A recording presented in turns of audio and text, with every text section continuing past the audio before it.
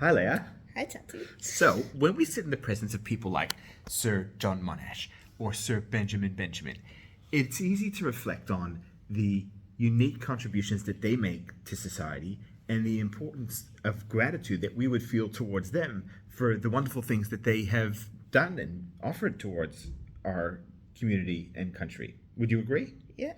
And what's interesting is that in this week's Parsha, we learn about this very trait of gratitude. Gratitude, say it with me, is an attitude. Good one.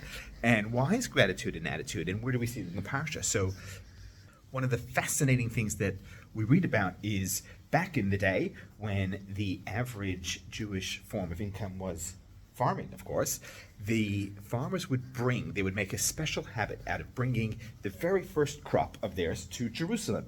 Mommy and I were recently in Jerusalem, and they would come right up to the Temple Mount, and they would bring a beautiful basket of the very first fruit that grew in their orchards and their vineyards, and they would bring it and offer it as a gift offering to the Kohen, and they would importantly use their language and their speech to share and say, "Thank you, Hashem." And thank you for this wonderful abundance of blessing and beautiful crop that grew over the course of that year. And this way they have been able to conduct their business, support their families, support the country that they live in. And it was a practice that was done year after year, season after season.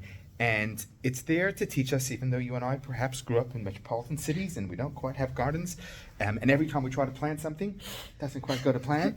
But even though that might be the case, it's still important for you and I, Leah, to have an attitude of gratitude and to focus in, especially in tough years like we've gone through this year, it's important to focus in on the things that we are grateful for, the blessings that we do have in our life. And importantly, like in the Parsha, and like that beautiful horn behind us, use our language and speech to enunciate that. Use our tongues and our mouths and our language and our expression to share that gratitude. So as you're getting ready for the Shabbos and this new year ahead of us, what are the things that you're grateful for? And how do you find chances and opportunities to share that and to express that with your language? Shabbat Shalom. Shabbat Shalom.